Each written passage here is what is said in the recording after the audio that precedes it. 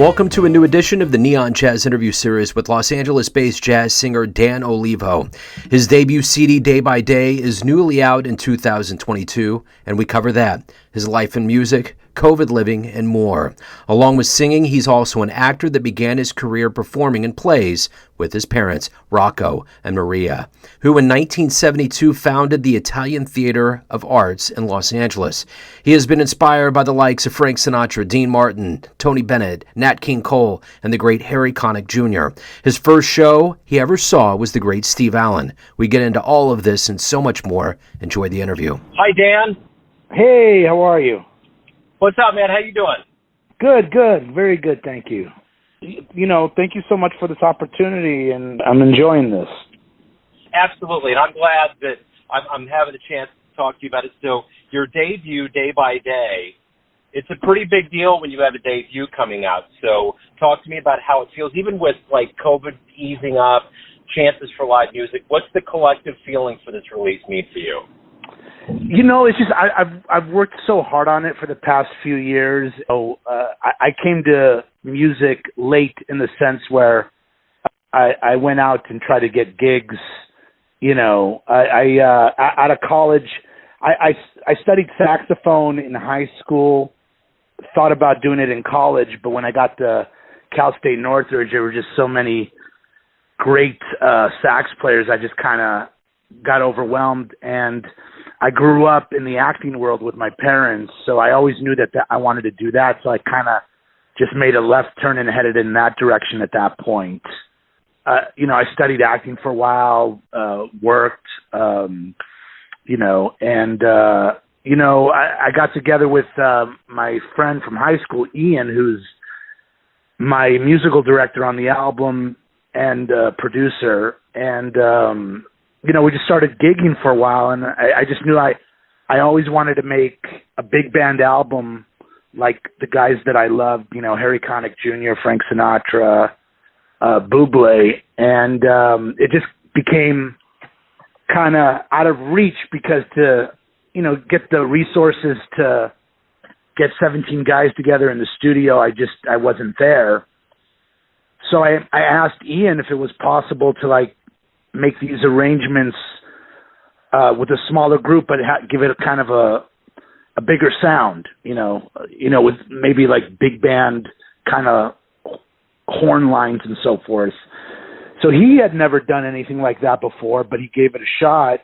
And when I heard the arrangements, you know, I was just impressed, and it just kind of motivated me to keep going and going this route. So just, you know, gigging with guys like Lyman Medeiros and Kevin Winard and Joe Bagg, and, you know, they eventually ended up on the album, but I just learned so much from them, and it just became possible. You know, it didn't seem possible at first, but then it was happening slowly, but it happened, and then, you know, here we are.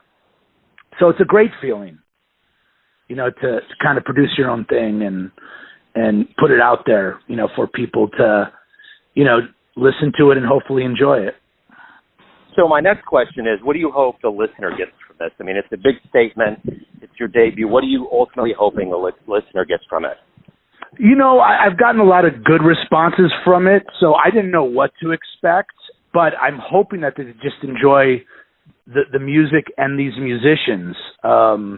Yeah, I, you know, just like acting, you hope to put stuff out there, and you hope to get a good response and people enjoy it, and that's it. You know, I want people, you know, just to have fun with the music, or, you know, hopefully what was most satisfying to me, to be honest with you, is I had a friend who's also a singer who kind of put his singing away for a while, and he said that it kind of inspired him to, you know, get back into the game. So stuff like that makes me feel good.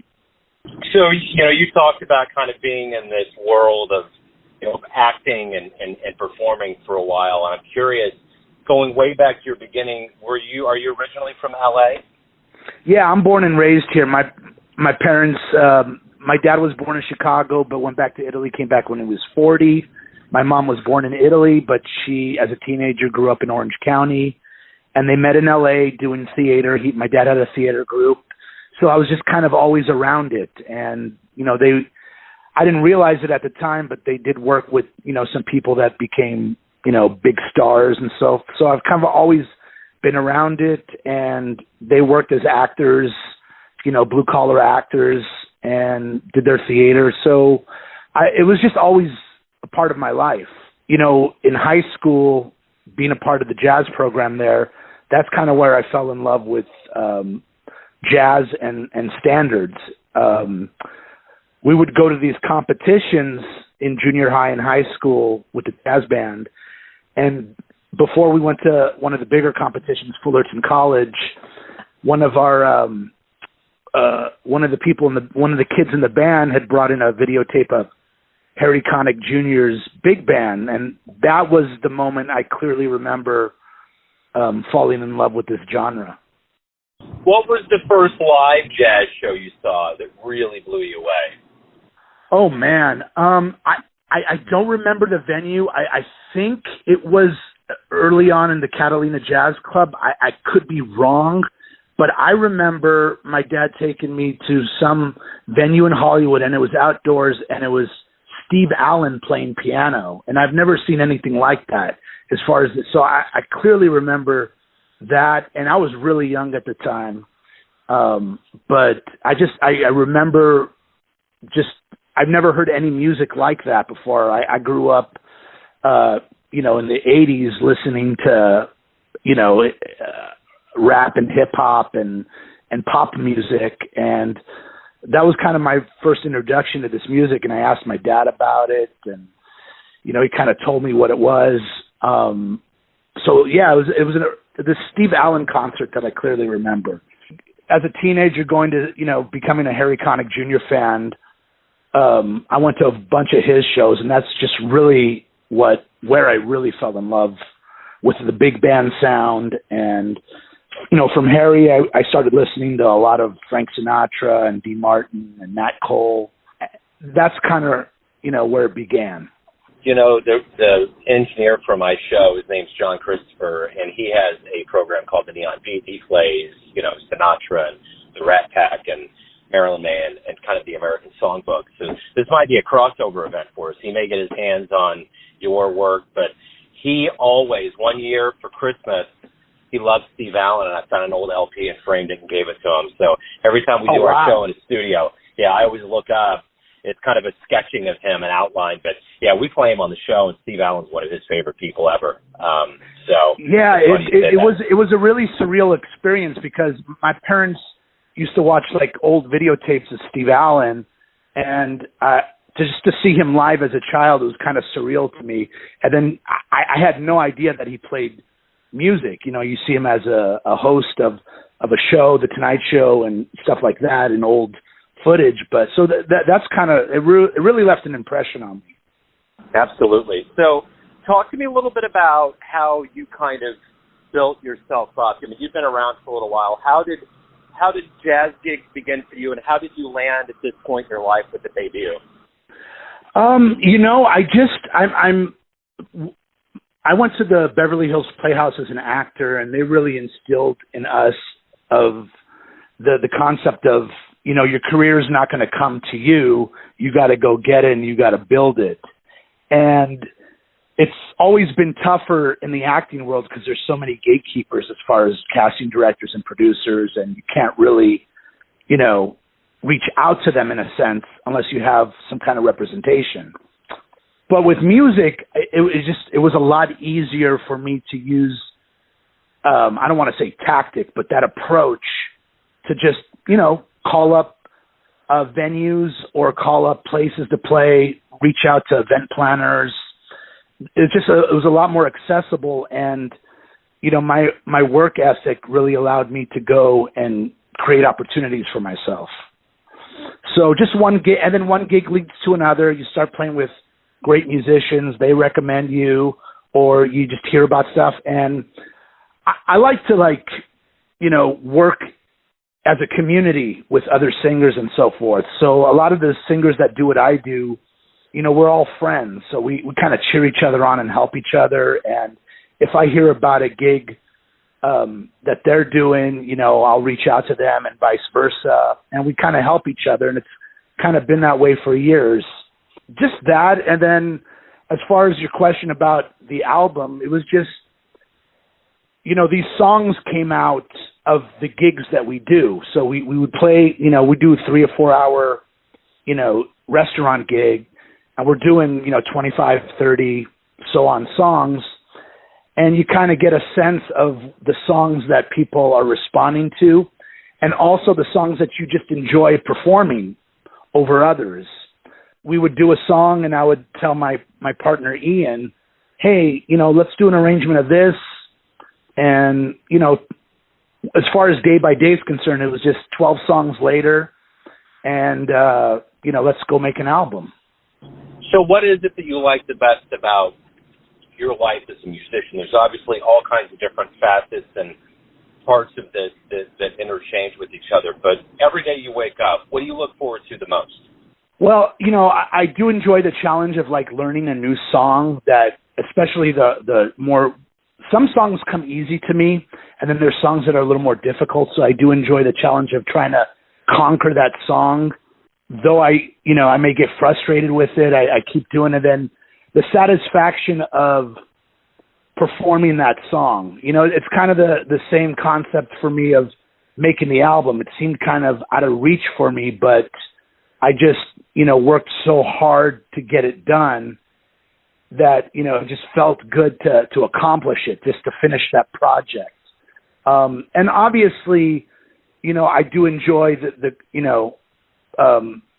the interplay with my musicians, and, having fun with them, having a meal with them, and drink afterwards, after a gig, and just the camaraderie.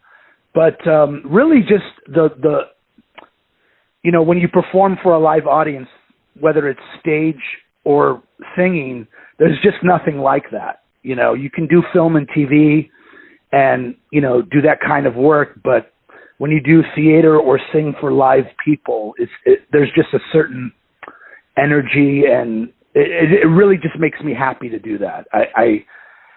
We just had my album release show, and it was one of the great nights of my life, just to be able to perform these songs that I helped create, these arrangements, and perform for people with a three-horn band, and just get the reaction that I did.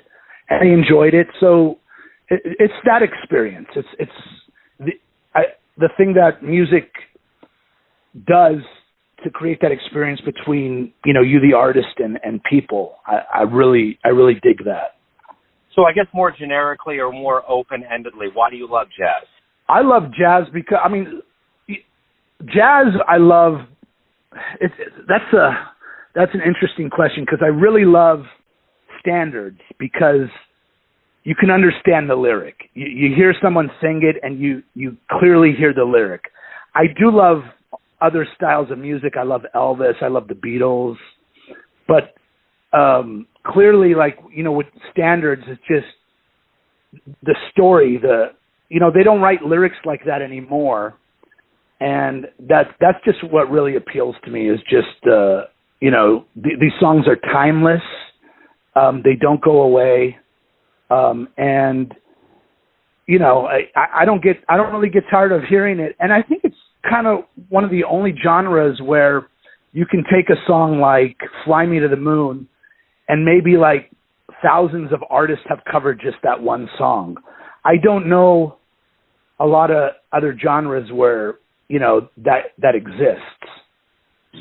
So if you could get into a jazz DeLorean and go back in time and see a dream gig, who are you going to go see? Well, I had the opportunity to see Frank Sinatra before he passed, and I didn't, and I always regret it. But I would have to probably say Louis Armstrong. I just think that, that's just something I would have loved to see live, him performing. I think he's probably one of the great entertainers of all time, as far as just, he was there at the beginning of, I think, of this genre, and, he went up to the 70s. So I would probably, if I had, there's so many, but if I had to choose, I probably would love to see what that was about live. So let's say you have a dream tonight and you run into your younger version, maybe in your 20s, and you can give your younger version one piece of advice based on all of the wisdom you've gained over all the years.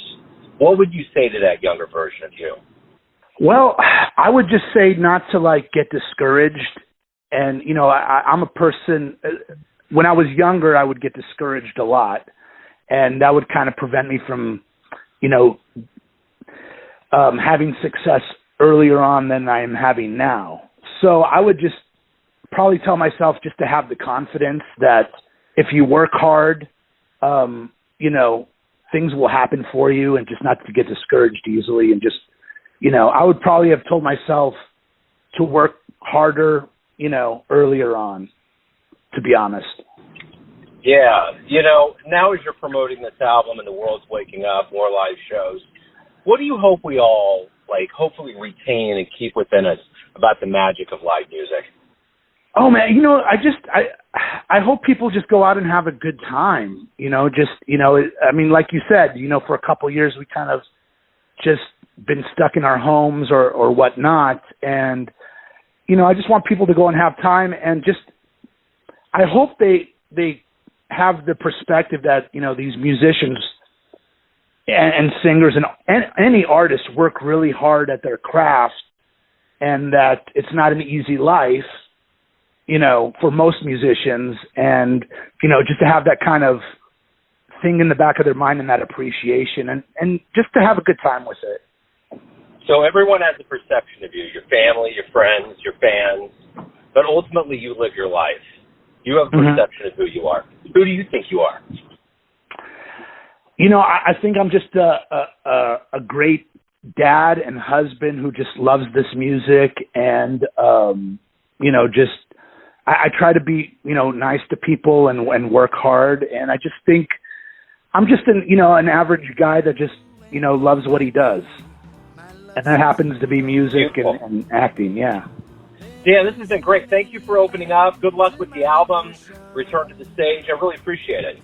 Thank you, man. Thank you for this opportunity. And, I hope we can continue to stay in touch somehow. Thanks for listening and tuning in to another Neon Jazz interview, where we give you a bit of insight into the finest players and singers in Los Angeles, Kansas City, and spots all over the world, giving fans all that jazz. Thanks to Dan for his time, music, and story. If you want to hear more interviews, go to Famous Interviews with Joe Domino in the iTunes Store. Visit neonjazz at youtube.com, and for everything Neon Jazz, go to the neonjazz.blogspot.com.